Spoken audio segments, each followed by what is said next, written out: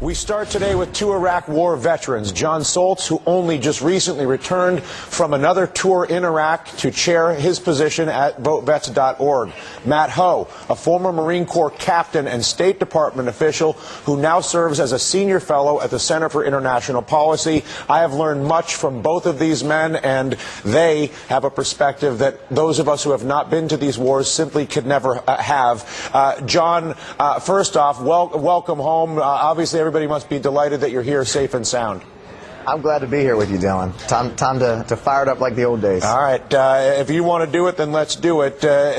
What do we need to... You're the person in this conversation most recently in the country we're discussing. What is the canary in the coal mine for people like myself and every other American as we try to gauge whether America's security in that region is increasing or decreasing as we view the news coming out of Iraq over the next year?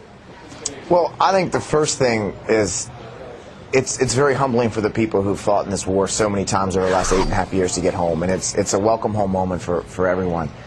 In regards to the future of Iraq, look, there is going to be violence in Iraq. It's not going to increase necessarily because we left, because we never dealt with the political problems on the ground.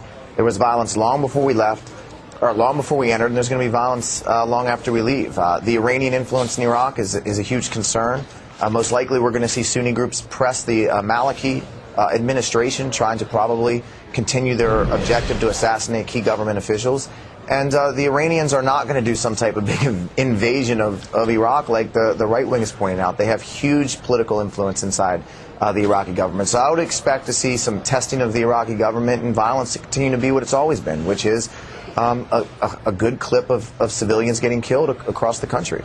Matt, when you go back to the beginning of this war and its broadest mandate in the context of 9/11, in the context of the war in Afghanistan, forget any of the stated objectives. It is clear that America commits foreign resources, its soldiers and its treasure, in order to pursue its own security and the security of its allies around the earth.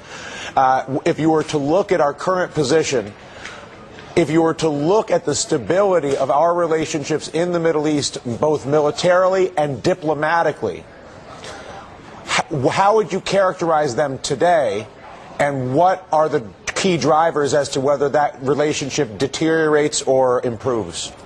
Well, thanks for having me on, Dylan, and welcome home to Jon and the other men and women who are finally getting out of there.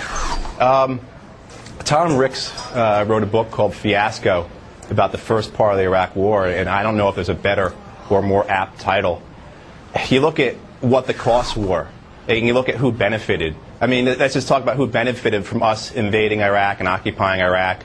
Iran did, because now their enemy, the bulwark against Iranian power in the Gulf, Iraq, and Saddam Hussein is gone. Al-Qaeda benefited. Our invasion and occupation of Iraq was probably the biggest recruitment tool that they had.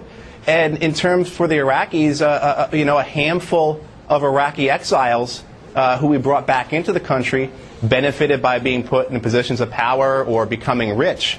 But for the United States, the costs were dramatic. We know the physical costs in terms of 4,500 dead Americans, over 30,000 wounded, cost us $1 trillion.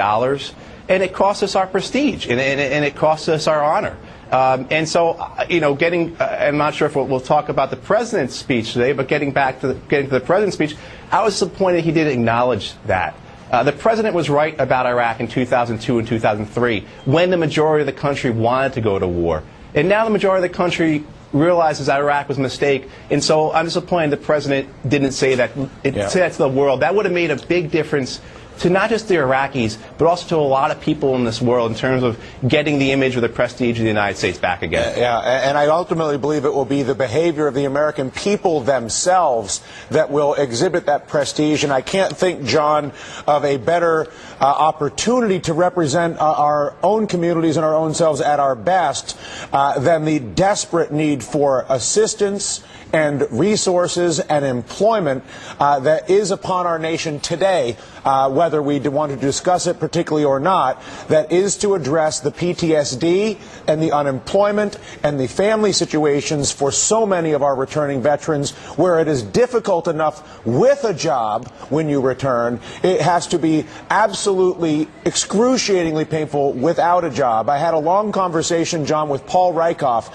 who runs the Iraq and Afghanistan Veterans Association. A couple of weeks ago, I actually ran into him at a David Lynch benefit for transcendental meditation, believe it or not. And he was bearing a stack of statistics, both on transcendental meditation and companion dogs, as being tremendously beneficial to veterans upon return from war. And I'm interested in your view on some of those more novel therapies and also what we need to know about escalating 2012 into the year of the veteran for this country.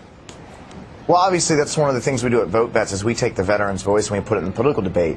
So we ensure that our issues are taken care of. We'll go after politicians that are bad to the military. We started off in 2006 going after mostly Republicans who voted against body armor. So we're very interested in getting veterans in the debate. In regards to coming home, look, it's hard. I went to get $1,000 out of my bank account to put a down payment on an apartment here because I just got back, and the girl behind the desk says to me, "Hey, is this their current address?" I said, "No, I've been gone for the year." She says, "Where have you been?" I said, "Oh, I was in Iraq." She says, "Were you on vacation?" Nothing like having a dog. I mean, he's your best friend. So I'm all about the dog thing. And the bottom line is it's very difficult to come back when, look, people today don't realize that the president went to Fort Bragg because, you know, the 2nd Brigade of the 82nd Airborne Division came home, which was one of the last brigades that was actually on the ground conducting operations. They have no idea. So it's difficult to come back and transition. It was the one part of the president's speech I really, really, really liked. I thought overall it was a great performance, but this part that when the First Lady came out and introduced him, I mean, she really had a good understanding of the unemployment challenges that our veterans are going to face. She really, understood the role that military families play in thanking them. And I thought it was great. The president said that your sacrifice, isn't going to be forgotten, and you're going to get what you've earned. And when he said you earned it, that's true. A lot of Republicans, 25 of them in the U.S. Senate, voted against the new GI Bill. When we've got 15% unemployment, there's no better thing that we can do than give people the skills they need to be employable. It's not about giving someone a job, but they're saying you earn these things in our society. You've earned the right to go to college. And the fact the president said that they earned it, that made me, it's probably the nicest thing I'd heard since I come home, because we earned our place in society. To say the least. And you'll get the last word on this, Matt, but America embarrassed itself and shamed itself in many ways after the Vietnam War in the nature and manner in which it treated and dealt with returning Vietnam War veterans, because the point of view on the war was mixed up with the soldiers themselves, who obviously were in service to a broader mandate and not the ones responsible for making policy. How significant is the opportunity for all of us in America, who are the 99%, by the way, who have never fought in war? There's another 1% in this country, and it's not just rich people, it's gentlemen like yourselves who have fought on our behalf for the past 10 years. Walk me through how significant the way the 99% of us relate to the 1% returning is to the successful movement of our country forward. It's significant, and it means a lot when you get thanked for your service. I tend to find that people either don't want to talk to me about it or they want to put you on a pedestal, and neither one of those is right. I think the importance is to continue support for our vets in the future. I have a Marine of mine who lost both his legs. The Veterans Administration, they've got him set up so he can drive with his hands on the steering wheel. Is that program going to be around 15 to 20 years from now? That's what I get concerned about. The other side that you alluded to, Dylan, is we have to hold policymakers accountable. You brought up Vietnam. Hey, we're all about the same age here. We were all in high school and we were in college. Remember, there was the Vietnam syndrome. I would love for there to be an Iraq syndrome. I would love for the specter of Iraq to haunt policymakers for decades so that we don't make the same mistake. Which is difficult, though, because you look at the GOP presidential crowd, they all think Iraq was a good idea. They seem to all want to stay in Iraq. And you hear in D.C. the constant drumbeat for war with Iran.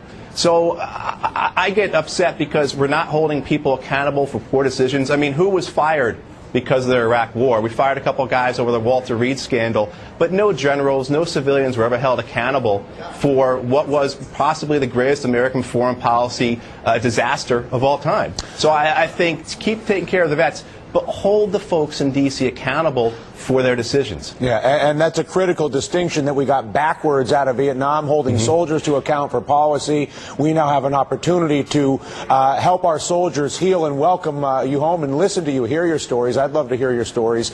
And ultimately then turn our attention appropriately at the policymaking body. Jon, once again, welcome home. Matt, it's a pleasure. This conversation is one we will be continuing for a long time to come, I'm afraid. Matt Ho, Jon Soltz.